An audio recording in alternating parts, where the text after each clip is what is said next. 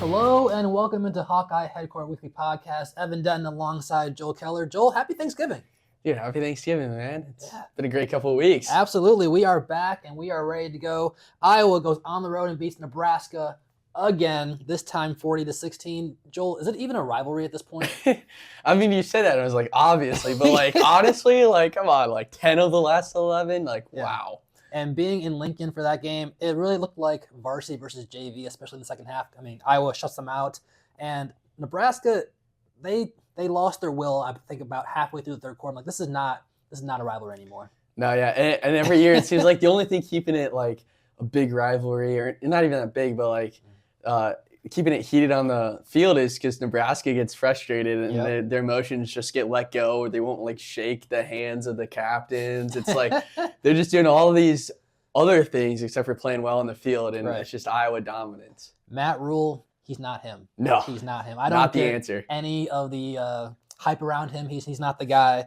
It's beginning to become a Black Friday annual tradition of death, taxes, and of course Iowa beating Nebraska at this point. Yeah, it's an awesome way to day after Thanksgiving, before this late on Saturday, it's all right, let's just go get a Hawkeye W first and enjoy our Friday. Now, have you been to Memorial Stadium before? I have. I went a couple years ago when Marshall Meter hit that game-winning field goal in place Drew Stevens. So I heard great things about Memorial Stadium. I walk in there, and it is 10 times worse than Kinnick Stadium, all right? There's only one main audio system at the far end of the field, so you can't hear it. They're trying to do the hero of the game. Half the crowd could not hear a word of what they were saying on the PA system. The music level is too low. There's only one real replay booth, and that's not enough for a stadium of this size. So Kinnick cleared Memorial Stadium by miles. Yeah, I agree. I will say the crowd there when I went was they were much more inviting and much nicer than I ever thought they would be. So shout out on that end. But the stadium itself, I mean, you can tell it's a little old, but the screens too are pretty small, tucked away in the corners. It's kind of hard to see. Yeah, it's a lot of concrete, not really the greatest architectural design in my opinion. Yeah. So if you're doing a power rankings of the most aesthetically pleasing Big Ten stadiums, Memorial Stadium will not be in the top 1 or 2 tiers. But obviously a great win for Iowa to end the regular season, but now they're going bowling down to Tampa on the 31st. They're taking on Vanderbilt, all right? And you know it's a little bit something about this Vanderbilt quarterback. Yeah, Diego Pavia, huh? It's gonna be an interesting matchup. I mean, if he ends up playing, which I kind of assume he will, it'll only help his draft stock.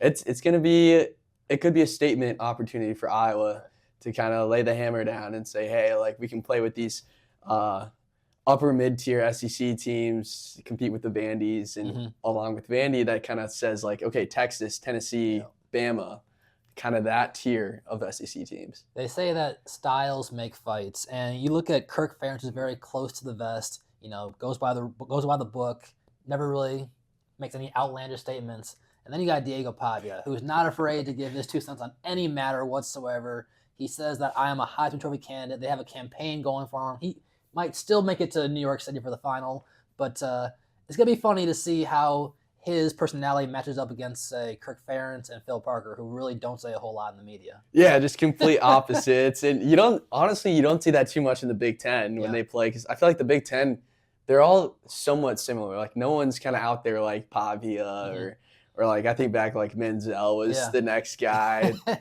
There's no characters quite like that. But also those two they're kind of one of a kind. If Dylan Raiola acts like Patrick Mahomes, then Pavia acts like Texas A&M version of Johnny Manziel. Is that a fair comparison? I think you got it exactly right. And so we were talking about, we think that Pavia is going to play. For Iowa, Kirk Ferentz was saying that there aren't going to be any opt-outs, all right? And we live in a time and age where if you are a high draft pick and your team doesn't make the playoff, more than likely those top players aren't going to play. But Iowa has been very steadfast in saying, you know what, all of our players are going to play. That's pretty refreshing to see. It is. I mean, it's different from everywhere. I mean, just over this past weekend, Notre Dame didn't make the playoff, and now they're not even playing in a bowl. Exactly. Which I could go on we'll get to that in a 3-hour rant about that. But yeah, it's a breath of fresh air, and it's okay, there is still some meaning to these games because you have some of these returners who are getting really good reps against a top 15 team in the country. And then B, I mean, you have guys like Gronowski that are kind of fighting further to throw some more stuff on film to get to the NFL. Like, I mean, if Gronowski kind of shows off his arm in the bowl game and the rest of the offseason, maybe he could slide into like the 7th, 6th round of the draft. Day 3 pick, yeah. Yeah.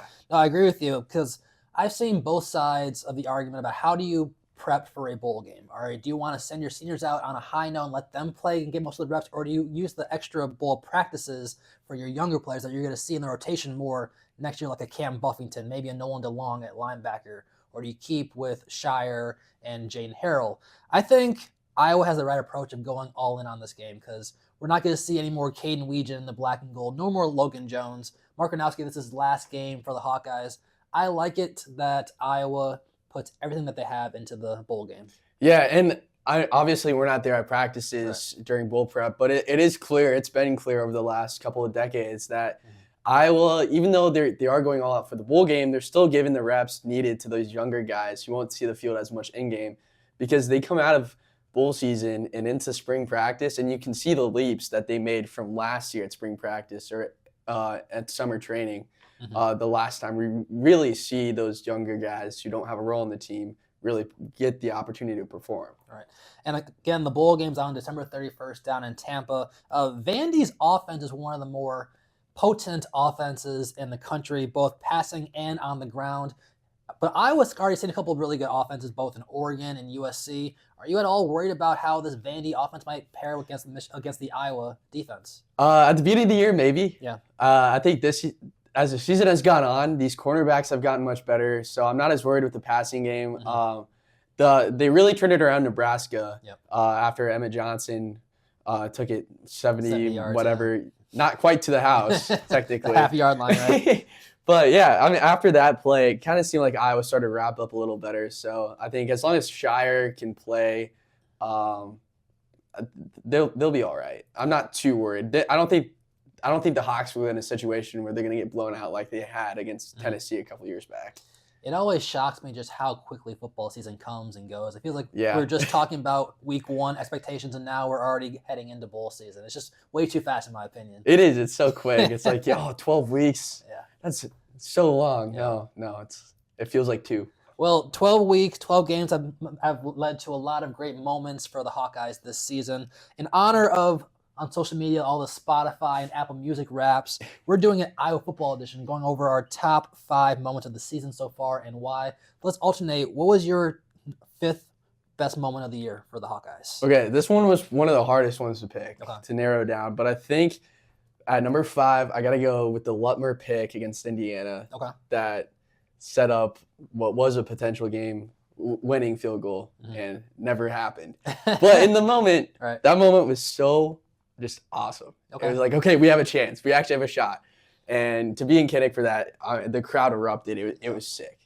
So my 5th moment's also from the Indiana game, but I was actually outside the stadium over at the Stead Family Children's Hospital and just experiencing the wave inside the hospital and seeing the smiles of both the patients and their families in that moment really just, it put a big smile on my face, realizing, you know what? Yes, we love sports, but there's a lot more to life than just sports.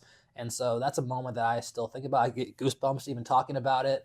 So definitely seeing the wave from inside the hospital is definitely on my top 5 for this year. All right, number 4 for you. Number 4, Reese Vandersea-Moss against Minnesota for the on touchdown. His head. On his head. That was, and we had a couple of them like that this year with Gil as well. But I think the Vandersea one against our rival, and it was really the first time we saw Vandersea for what he was this year. And it was awesome to see him back, and it was a great touchdown in a just phenomenal game. And that was over a former Hawkeye as well, right? It was, which made it even a little bit more sweeter. Nice, absolutely.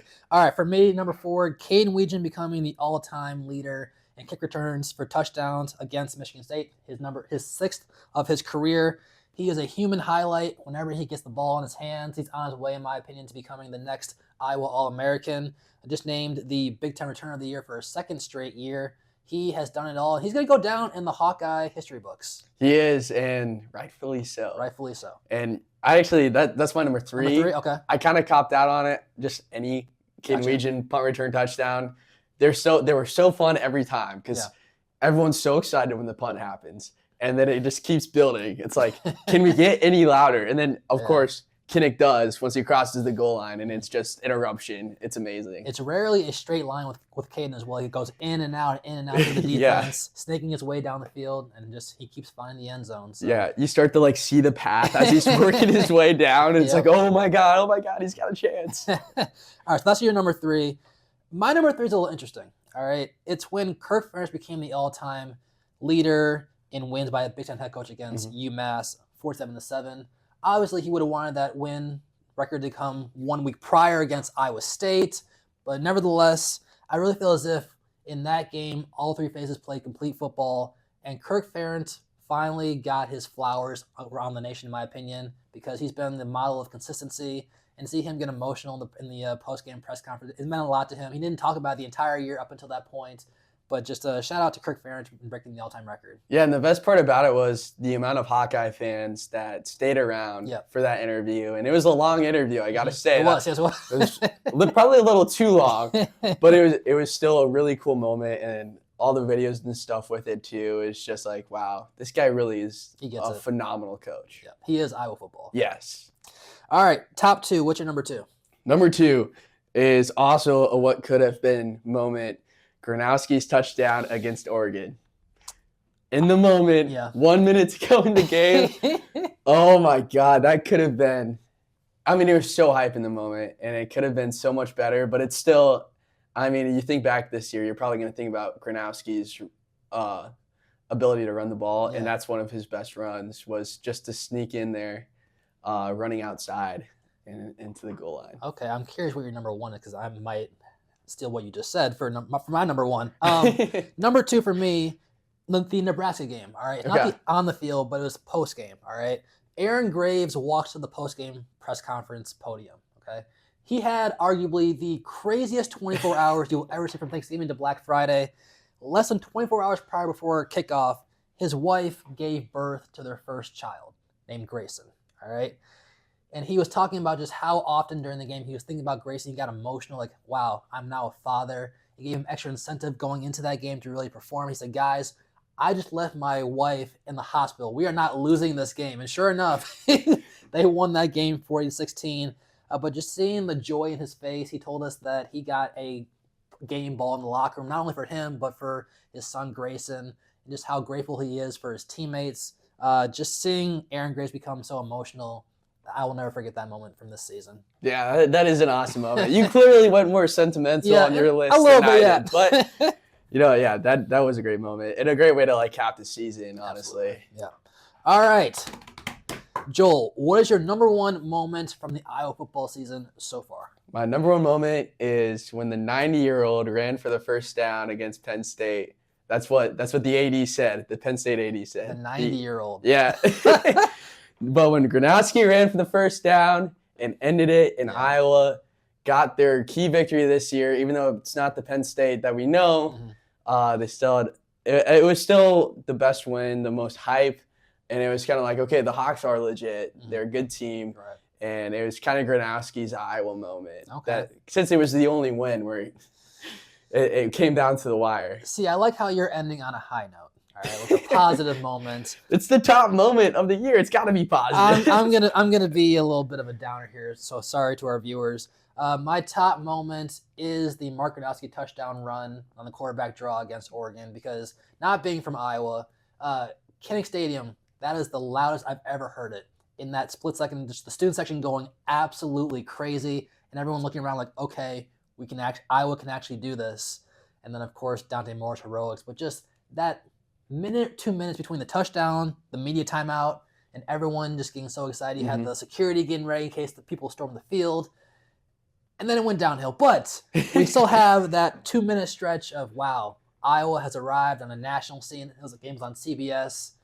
That's the moment I will never forget from this season. Gotcha. Yeah, if you take it down to that 2-minute section and really just look at 2 minutes, that is the best 2 minutes compared to every other 2 minute in Hawkeye football. But yeah, I completely get why that's a top moment. Yep. All right. So we rarely talk about Iowa State on this show, but I think we kind of have to at this point, because they just lost their all-time leader in wins in Matt Campbell. He has gone over to Penn State to replace James Franklin. When you saw that headline pop up on your phone, what was going through your mind? I mean, I was just stunned, honestly. I didn't think Campbell would be the one to leave. Yeah. But at the same time, I was so lost at what Penn State was doing. Like, you fire Franklin in early October, and you have no plan. You missed out on every top coach that's available, every single one. And it's like, what are you thinking? How are you going to move things forward? And then somehow they get Campbell, and rumor mill is they reached out to the wrong contact. Really? Too. They reached out earlier in the process, is what I heard, and obviously Campbell didn't get the message, so they finally made contact with them, I guess, after the season ended, and things moved quickly, it seems like. And I don't blame Campbell for leaving. I don't think Iowa State fans should be mad at him for leaving. He's there a decade. He turned down the Lions job, and he's making so much money, so much more money than he would have at Iowa State. Like, how can you turn that down? So my first reaction was, from Matt Campbell's point of view, you saw that Penn State went after so many other coaches. You're now probably the plan G, plan Z at this point. Does it not hurt your ego? But then I saw the contract, $70.5 million guaranteed. Okay. Yeah. I think that gives you 70.5 million reasons why you would leave Ames to go to Happy Valley, but they're going to be sky-high expectations, all right? Do you think he brings Rocco Beck with him by chance? I think he has to, right? Yeah. I feel like that's... Or maybe Beck then enters the portal and there's a certain other Iowa school that he wants to stay in the state for. Now, that would be interesting. That would go full-on Darth Vader mode. Yeah, that would be insane. That would make that Cy-Hawk game next year just electric. Even crazier. But I kind of am shocked that how quickly they went from, Matt Campbell, their all-time leader in wins, to less than a day announcing that Jimmy Rogers from Washington State, who went 6-6 in his 1 year at Wazoo, is going to be the next head Cyclone. Yeah, I was so surprised when I saw that come through. I was like, really? Like, it seems like they almost had a plan for it, but I don't know. I don't really like the hire, and maybe I'll eat my words, but I don't know how Rogers continues the elevation of Iowa State football. Right. If anything, the best he could do is probably a plateau. I mean, you can look back at the South Dakota State National Championship, 15-0 run. Yeah. But I mean, at South Dakota State, you had Gronowski. He did lose to Iowa too, by the way. He did. So there's that. But yeah, I think it's interesting how quickly he moved off Washington State, and maybe what does that say for his future at Iowa State? Is if he coaches well, is he going to leave in 3 years when he has the opportunity, or how is that going to like? Now there is one small South Dakota State tie-in for Mr. Rogers. I mean, think about the Iowa State men's basketball coach, all right, TJ Otzelberger. He was also at South Dakota State, and rumors were saying that he was telling the AD at Iowa State, hey, if you have a chance, go after Rogers because he is that guy. So, okay. Relationships make everything in this world, right? They do. I mean, Otz is a good guy to have backing you. He's done an exceptional job at Iowa State. Yep. Ever since that, first couple of years? So Iowa State is not playing in a bowl game this year. They decided to decline the invite. They got fined $500K by the Big 12.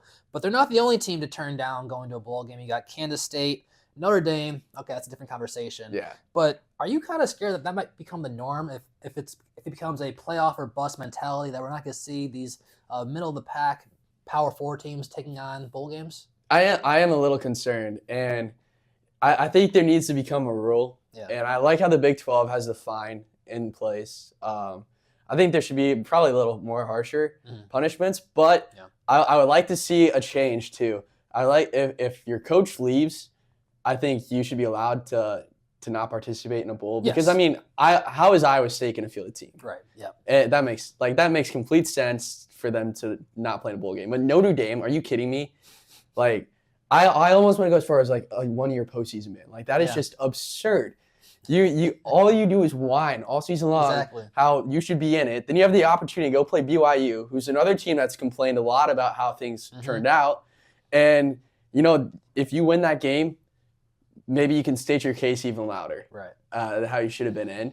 But no, they're not even going to have that opportunity, and they're just going to be set on their couches all December and January while all these other teams are trying to get key wins to end the year. No, I agree with you completely. Where if your coach leaves, you can opt out of a bowl game. But Notre Dame, yes, you want to be all high and mighty about being, we are one of the blue bloods of college football. Take on a BYU. Take on a Texas, a team that also got left out.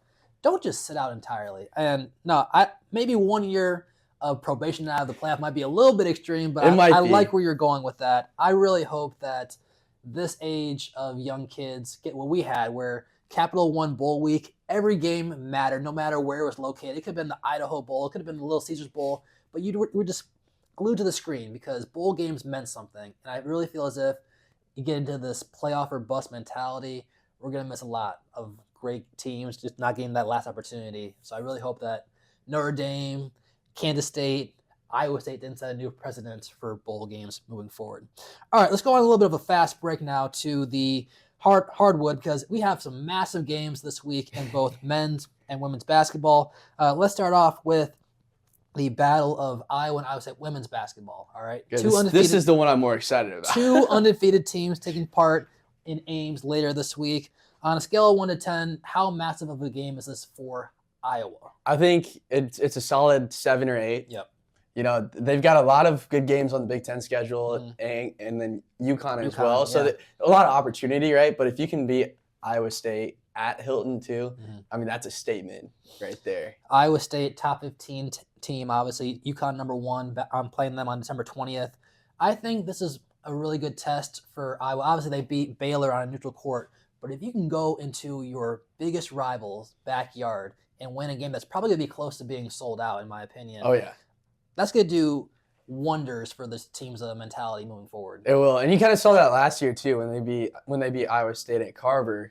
That was kind of the first little turning point of like, all right, like they're starting to figure it out and they got a good thing going. And they took a lot of that momentum into the Big Ten season and ended up getting into the tournament. And, you know, they didn't quite make it to the Sweet 16, but they had a good little run there in March. Yeah. And so imagine you are Jan Jensen. You're the head coach of Iowa women's basketball. The number 1 person on your scouting report is Iowa State's bread and butter, Audie Crooks. All right. She's leading the country in scoring 27.3 points per game. How in the world do you try to stop her? You almost got to go hack-a-shack, really. Yeah. I think, I mean, they have the bonus of having 3 bigs. Right. Okay, like Stolke, Hayden, and Hayes. So you have some fouls to give, and I would say you just got to stay strong inside. You got to play conservative defense on her too. If you attack, she's so good with the pump fake and the fade or rolling off of it. It's going to be a tough matchup. They didn't quite shut her down last year, but they kept her limited in the impact. Now, I wonder if I was going to go more of a zone defense approach to try to keep the fouls between both, obviously, Stolke and Hayden, and then maybe interchange Hayes' 5 fouls. Or do they try to go man-to-man, maybe have Chit-Chat Wright come up for some steals? But if they can limit Crooks to, say, 22 points, all right, just below her average, I think that will be a really big telling point about whether or not Iowa can win this game. I agree. Let's go over to Iowa's offense now. So far this year, their number 1 option has been not Hannah Stolke, but Ava Hayden. Does that kind of shock you so far? It is. I mean, everyone expected Stolke to kind of take off. And I mean, everyone too expected Hayden to take that next step, but she probably took an extra step past that too. I mean, she's been one of the best bigs in the nation. I think she's low-key fighting for maybe a 3rd-team All-American at this point. And doubles left and right. She doesn't dribble. I mean, that's a standard part of Jan Jensen's bigs protocol, but she's been very efficient, and I want to see how she stacks up against a player like Audie Crooks. That'll go a long way for her confidence, I think. Oh, yeah, and if she plays really well, I mean, that's going to put the nation on alert. Yeah. Everyone expects Stolke to go out and drop double-digit points, probably get close to 10 rebounds, but if Hayden goes out and puts 15 and 10 together, I mean, be ready. She's going to be firing on all cylinders the rest of the year. And remember that both Stolke and Crooks played on Team USA in the offseason that won a gold medal. So maybe Stolke has a little bit of some background knowledge about how to prevent Audie Crooks from going off. Over at point guard, Chit-Chat Wright is back and healthy. But we've now seen a growth in confidence from Addie Deal. Obviously, she had a lot of hype coming into the season. Kind of struggled initially, but she's definitely found her footing since going down to Florida when they played both Baylor and Miami. And now she's grooving. Yeah, she's doing really well. And I think that's something you could expect with her rough start to the year. It's okay, Addie Deal, she's playing all these she's playing tougher competition than she has her entire career. And yeah, she's going to struggle a little bit at the start, but she's just that good of a ball player. And she's got the it factor, I still think, where she's been able to turn around. And I think Chit-Chat Wright coming back to kind of take some of that pressure off her to be that primary ball handler. And now she can kind of play a little more loose, especially now that she's starting to find her shot. She's getting comfortable out there.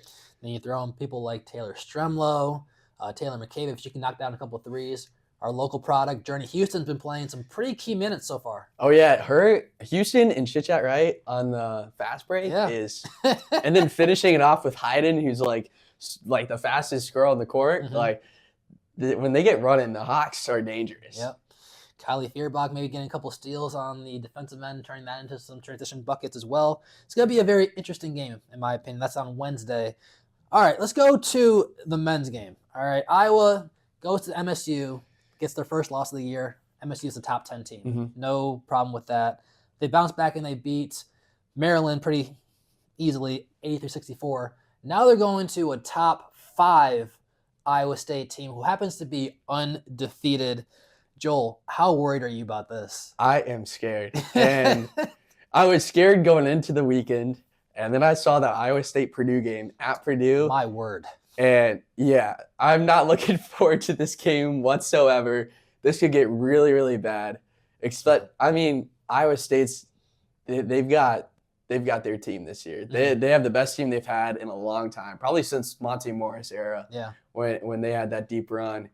I think they're legit national title contenders, and Iowa's gonna have to play at the top of their game. They're gonna have to play the best possible game just to be in it.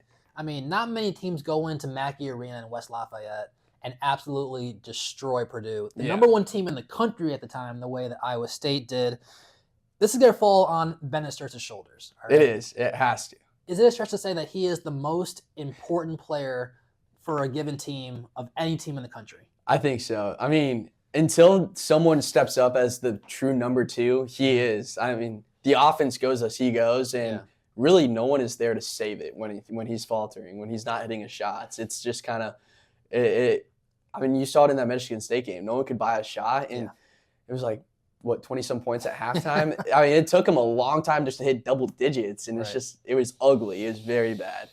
Yeah, this is going to be the battle of pace of play, in my opinion, because Iowa State's averaging just under 95 points per game, all right? Iowa's not bad, 79.9, but under 80. If they want to really have a chance at this game, they need to dictate the pace. That might mean slowing it down, which might be tough for us viewers, but if it wins the game, you might have to go that route. Yeah, if McCullough Bowl gets a little muddy, I'm all right with that. If they even keep it within single digits at Hilton, I mean, we spent a lot of this playoff time talking about quality losses. That'd be a heck of a quality loss at Hilton. And I hate to say like a loss is like a good thing, but I mean, when the odds are so low that you're going to win the game, you got to come out and show you can compete with those top teams. And I think if they stick in it, what that'll do for the rest of the offense besides Sturtz, I think will pay dividends here throughout the Big Ten year. Hilton Magic versus McCollum Mania. It's going to be quite the matchup. But in this game specifically, what are some of the matchups that you are looking at? Number 1, first and foremost, Lipsy versus Sturtz. That's going to be a really good one. Taman Lipsy's played pretty well to start the year.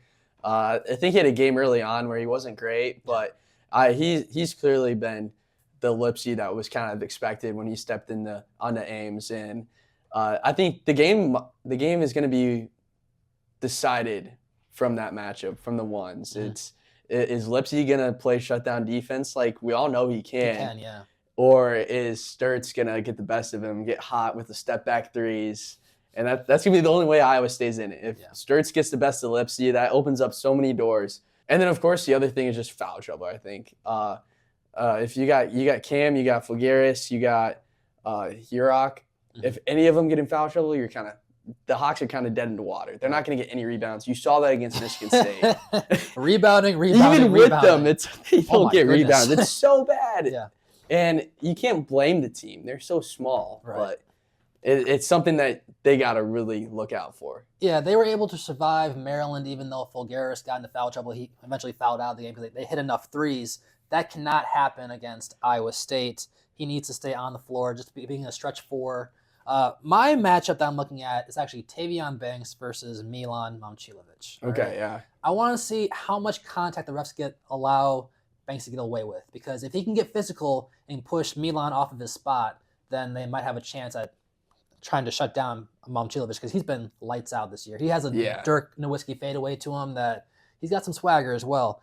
But if they are calling ticky-tack fouls, then Tavion Banks I think his best part of his game is his defense. That is taken away.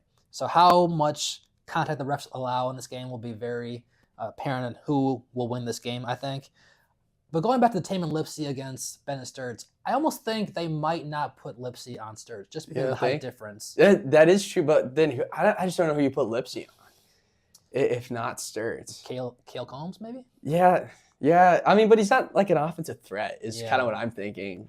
I don't know. I mean, obviously the height thing is definitely a factor, but I think Sturts doesn't go inside enough to really make that an effect for taking Lipsy away from him. And I think you brought the point that I think is ultimately going to give Iowa State an advantage at home is the rebounding factor. I mean, Iowa got obliterated on the boards against Michigan State. They also lost the rebounding battle against Maryland, but were able to win the game.